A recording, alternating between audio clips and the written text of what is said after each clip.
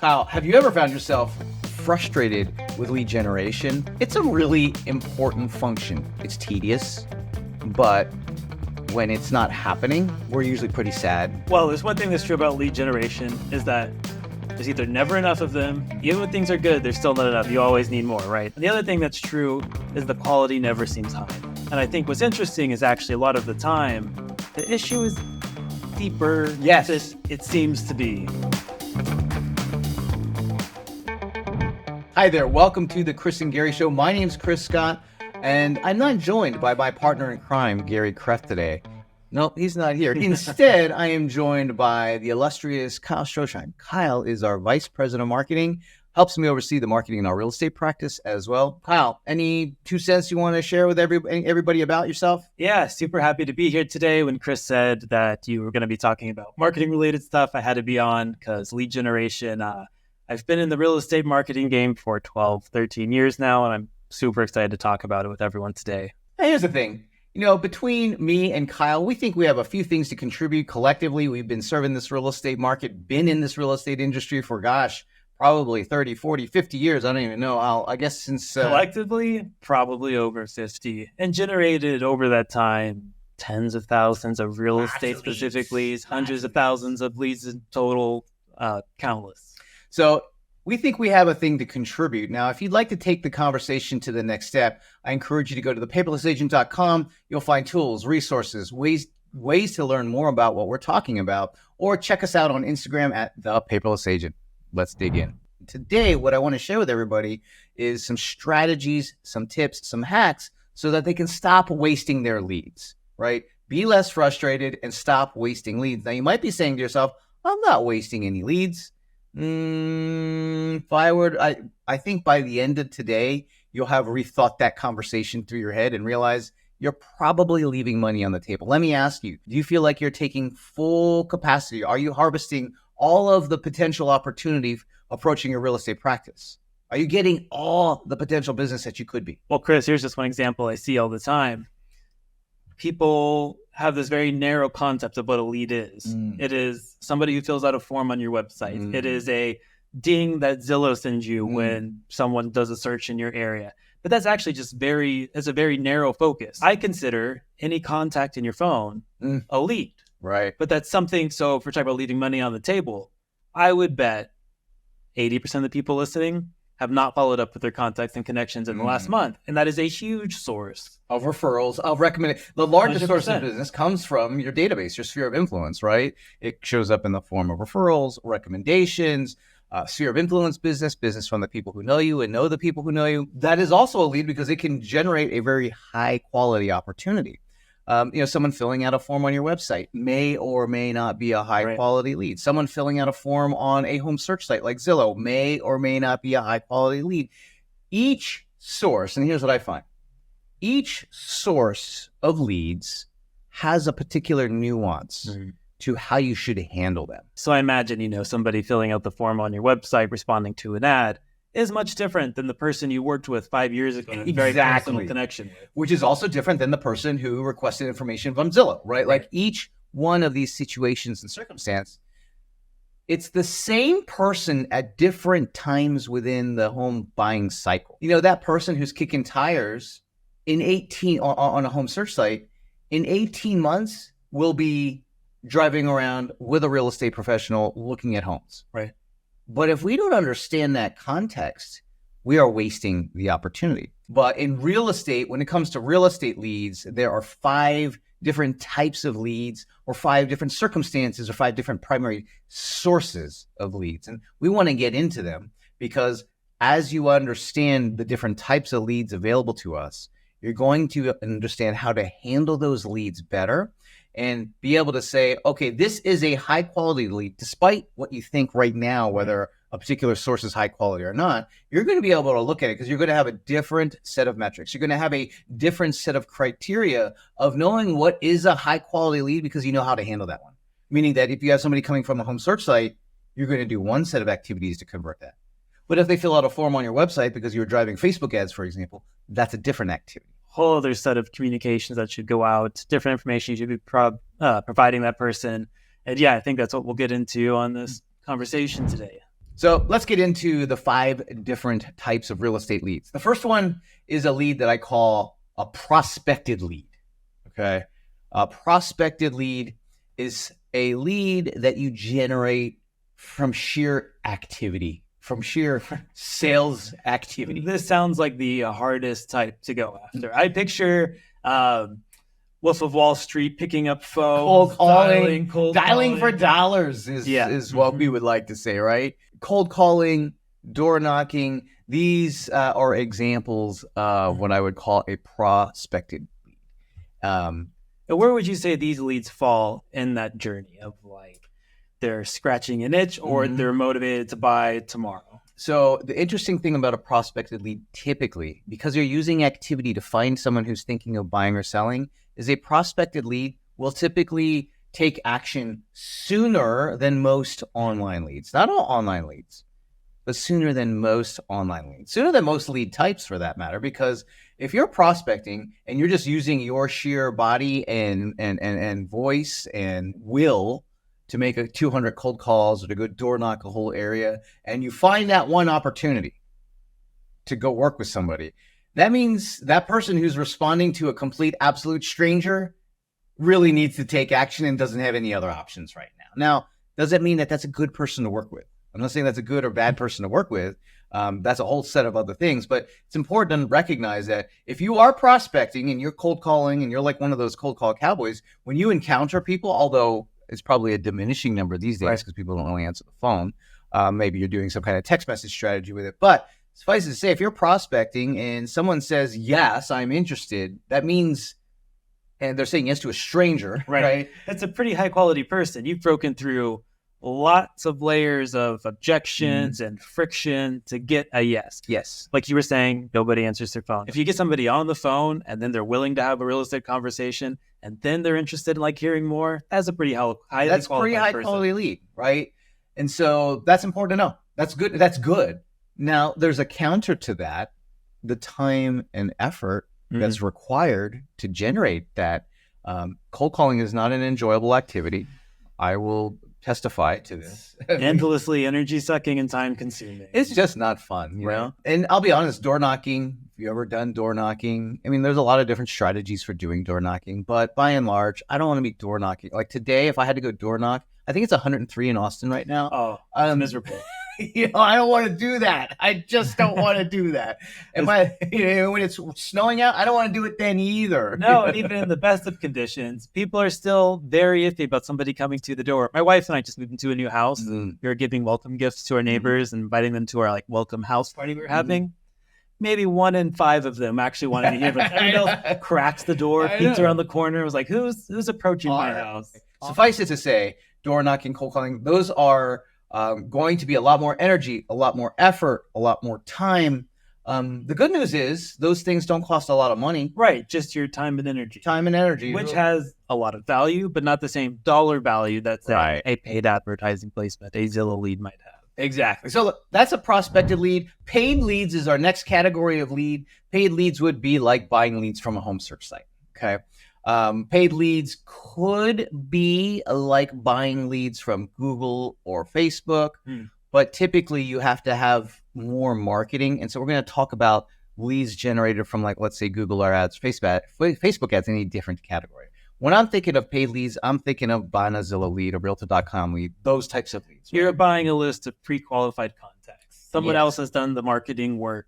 And you are buying the list from them. Someone else, like in this case, the home search site, they're marketing their site. They've got SEO. They're bringing visitors, visitor request information about a particular listing or a particular home, and then they redistribute that to several different people. I think this is where it's really interesting. If you talk to a lot of people, for every one person who says they love those paid leads, there's 9 who don't, right? There's 9 who are like, are you kidding me? Right. And the math is, it's about that. Like 1 in 10 people will say that response. And I've dug into this a great deal because I was always curious, because whenever I've bought leads from one of the home search sites, I have learned that I am not a paid lead follow-up kind of person. That's what I have learned about myself. And so that's what paid leads need, is they need a tremendous amount of follow-up. That's what's required if you want to close 4 out of 10, 5 out of 10 of those leads. Most of us don't do that, so we close like 1 out of 10.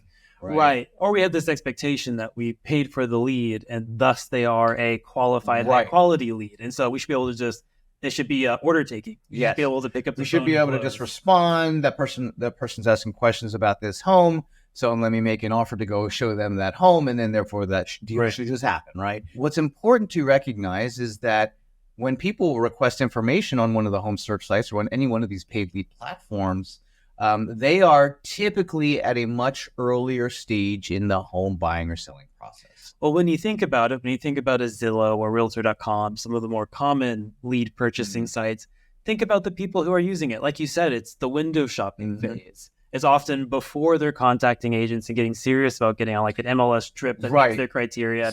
They just want to browse. Someone working with an agent already, they are likely, they got access to the MLS. They're actually looking at homes in person, not online. Or maybe they'll find the home to look online, but they're much more skewed towards taking action versus let me go dream a little about what I find from this particular home search, right? Here's the thing, because they are much earlier in the process, and a number of been studies, they're not public studies that have been done, but I know a lot of CEOs and real estate professionals, industry professionals who've done studies on this. And the consensus that I have heard and that I would agree with is that when you buy leads from a home search site, if you can have a good follow-up system or follow-up process, then you're going to have good conversion rates 18 to 24 months later.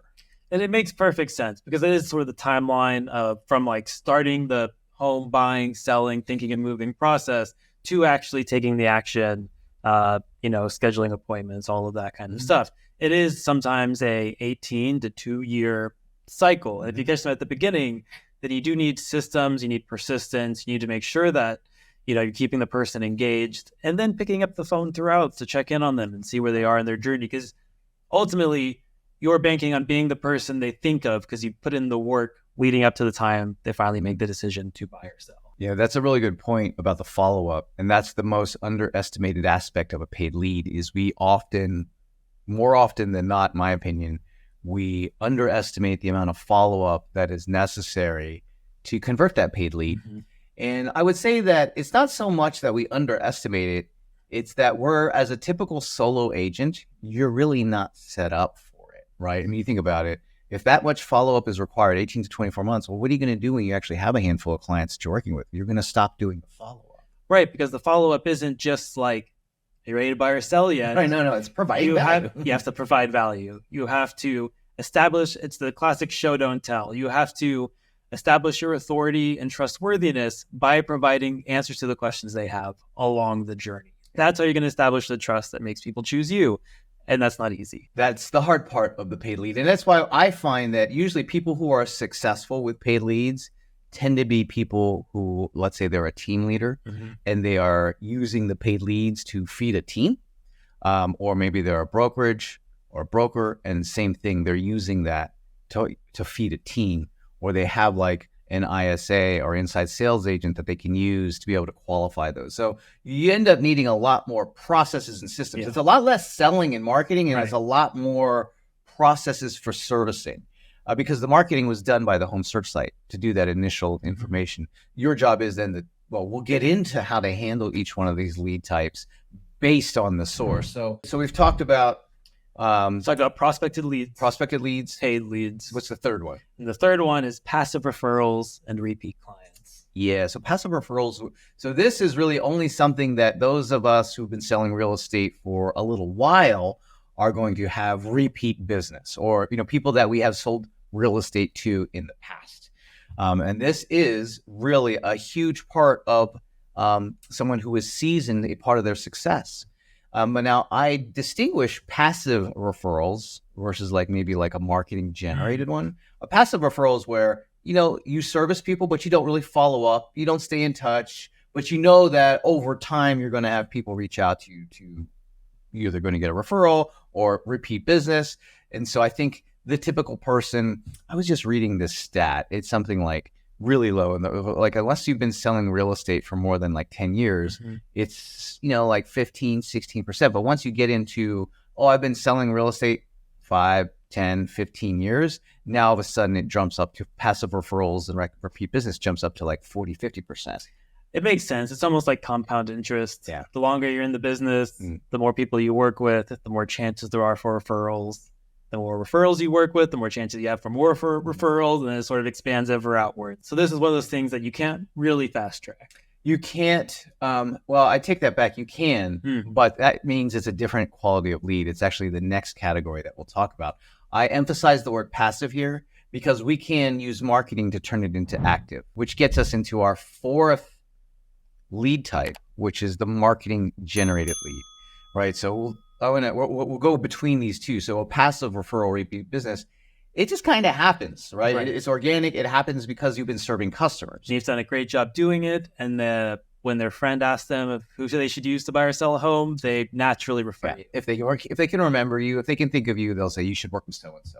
Now, we can improve not only the quantity of these types of leads we generate, but also the total experience by just adding some marketing to our databases. So it's sort of like, instead of hoping for the best, you say, I'm going to put a system in place that makes sure the best happens. Yes, exactly. And, this one, again, requires a little bit more process. Yes, marketing is involved, so there's skill, but marketing is so much about process in addition to the creative things that we do in marketing, but consistency is the key. Right? Like when it comes to marketing activity, and I would say all lead generation activity, consistency is the key. Going back to the prospected lead, if you're not consistently prospecting, you don't have those leads. Let's go back to the paid lead. If you stop paying for those leads or stop following up with those leads, you don't get those leads. So consistency is processes, right?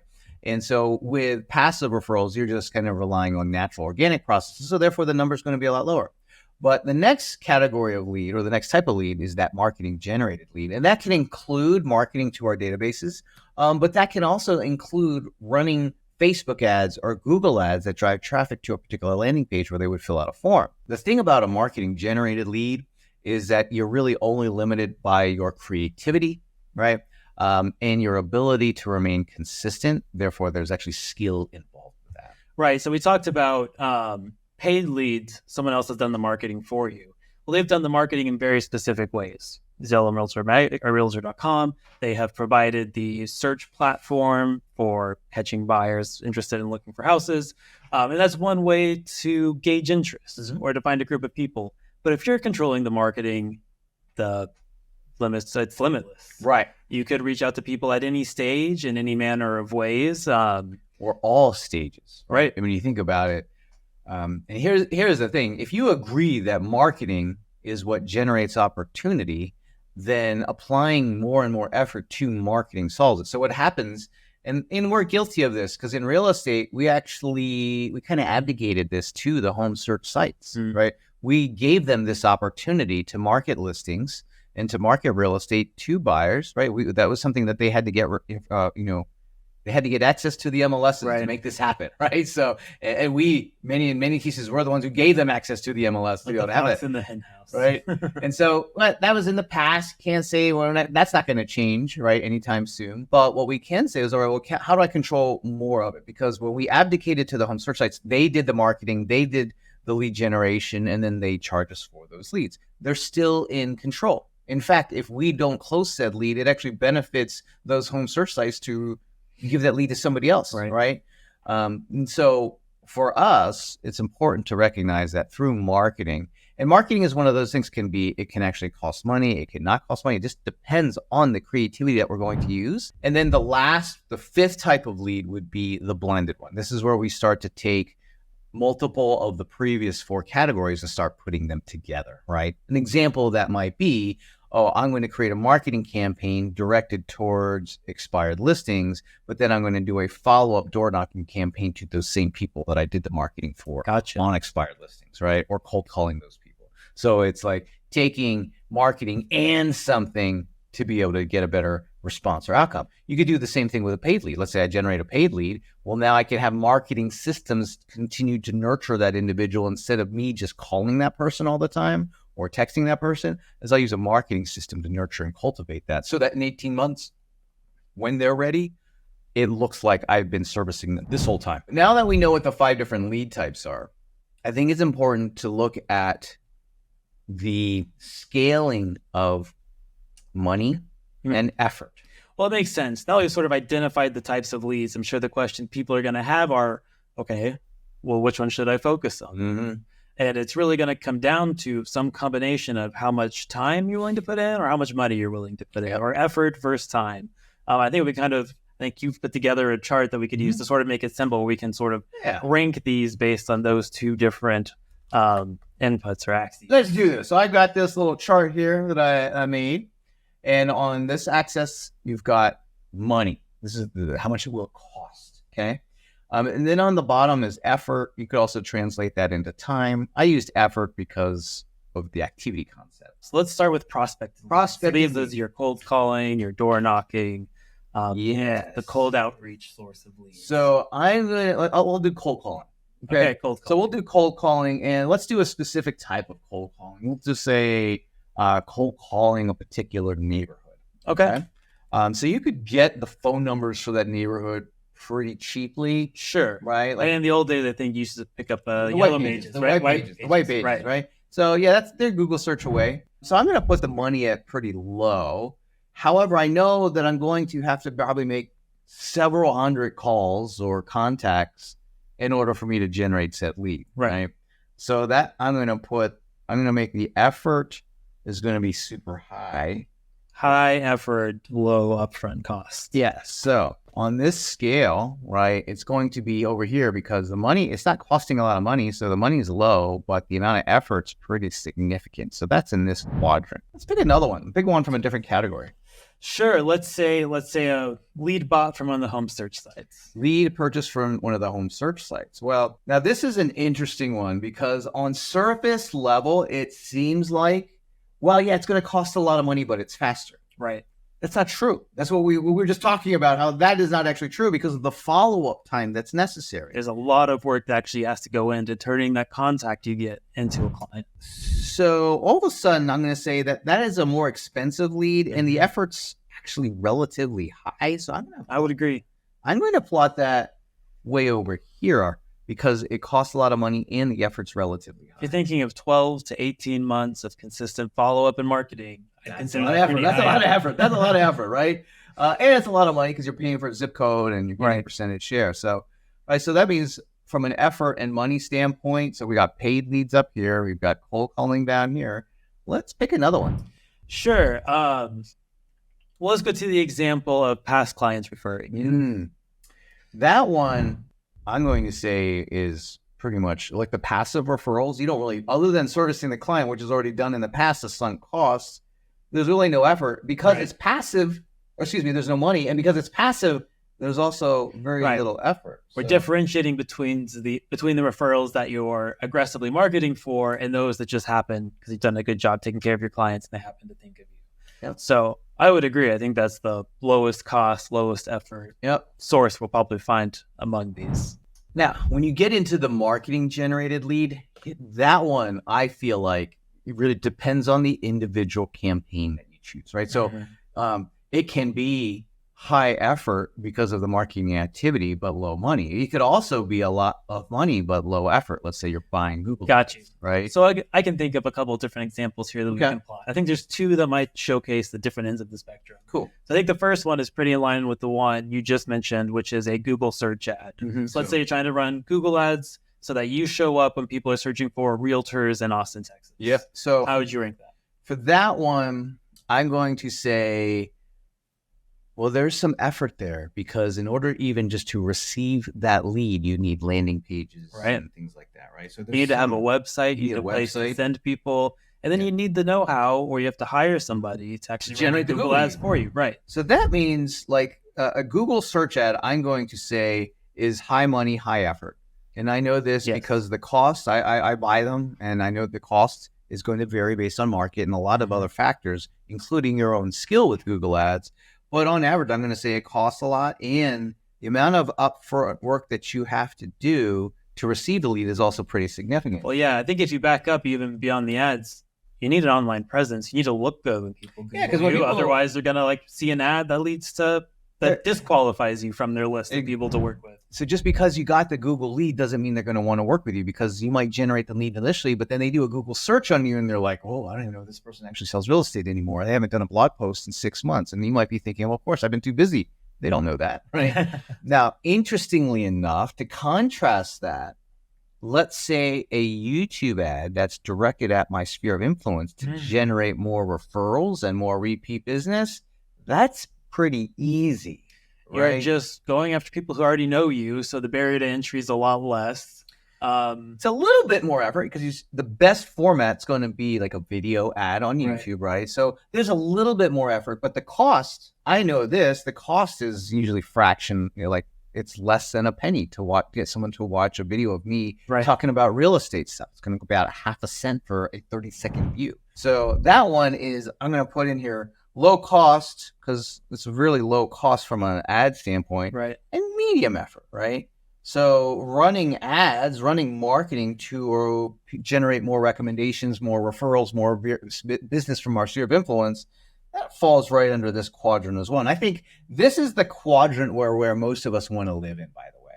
This quadrant in real estate, where it's not a lot of money and not a lot of effort, I think that's where most of us are going to be. Now, if you're a broker or a team leader, you're going to explore these other efforts because you have the tools of money and delegation, okay? But for most of us who are solopreneurs and solo agents out there, we're going to focus here on low effort, low cost, because we also have to service the customer ourselves, right? And we want to continue to earn money, which means we need the marketing happening even while we're taking care of a client, showing homes and going on listing appointments, all that good business. And so it's important to recognize that within the marketing that we want to design, we want to focus on producing these low effort and lower cost campaigns. So let's dive into what more of these are. Like, what are some more examples of lower effort, lower cost campaigns? Well, one that comes to mind is not doing your traditional cold calling, right? But rather doing a really targeted effort on, let's say, expired listings. Right? So you can pay for a list of expired listing leads from there's lead providers that will produce a list for you of people whose, their home is expired or withdrawn. So then you can buy that list. And some of the popular ones out there are the Red X and what's the other one? Vulcan 7 are two that we've used in the past. And so you can use a little bit of money, right? And then now your effort, because you're using a super targeted list, is a little bit easier, a little bit less, right? So working marketing to expireds, using a blend of marketing and prospecting to expireds is going to fall somewhere in this list. I got another example. We talked about all the contacts in your phone being potential leads. Actually just keeping up with your network, be it through paid, like we were just talking about YouTube ads, or just making sure that you have content, useful information that's going out to your sphere on a monthly basis. That is falling into that bottom sphere. You're going to the people who know, like, and trust you already. And you're just ensuring you're top of mind. You are blending the passive referral with marketing so that it happens more frequently, more consistently. You're not leaving it to chance that people think of you. You're putting in the effort to make sure you're top of mind when those real estate conversations happen. So what we're seeing is it is really important for most of us in real estate to focus on this category of lead. Okay, that's where the money's at for you. Right. So I think if any typical agent were to come up to me and ask me where should they start, I would point them to that quadrant. It would be to put in the effort to build the systems to make sure that you're staying in touch with your contacts and connections, maybe going after the expireds that we talked about, or, doing the marketing to make sure all the passive referrals happen. That type of stuff is going to be the biggest return, the fastest return that you can get. The other benefit to doing that is you're actually building the systems you need to go after all of the other lead types that we talked about. Often when we look at that, like time versus money, some of them are time prohibitive, some of them are cost prohibitive. The ones in that corner actually let you sort of have the impact right now while building the systems that will lower the effort for some of the other ones. So as an example, the system you would build to keep up with your contacts and connections. Let's just say you're sending somebody a video once a month. You're filming yourself a video on a market update or something. That's an easy entry point to keep up with your contacts and connections and stay top of mind. Well, once you have that consistently built and put in place, well, now putting some paid leads into that same flow, you're not just going to waste the leads. You're not going to waste that money because you've built the system to follow up with them consistently. Or cold calling, you're not so desperate to get people on the phone. Now, all of a sudden, you can think of it in terms of, I just need someone to say they're interested in hearing what's going on in this neighborhood because I have the system to serve that, right? So now I can use some cold outreach just to see if people will get on a list to get a once a month update on what's happening in our neighborhood or local events. You can see how like going after sort of that low hanging fruit, you can get the immediate impact, but then you're set up to sort of expand and sort of introduce some of these other lead types that we talked about. You know, it really makes me think that we have to stop chasing after our next deal. And we have to start building assets within our real estate practices or assets within our business. An asset being something, for example, that attracts customers to us. You know, what you talked about is that if we can master, you know, one campaign or one lead source, well, that part is mastered. Now we have a stream of business that comes from there, but then it also makes it easier to move into another vertical or to a different area, a different niche, and master that particular source.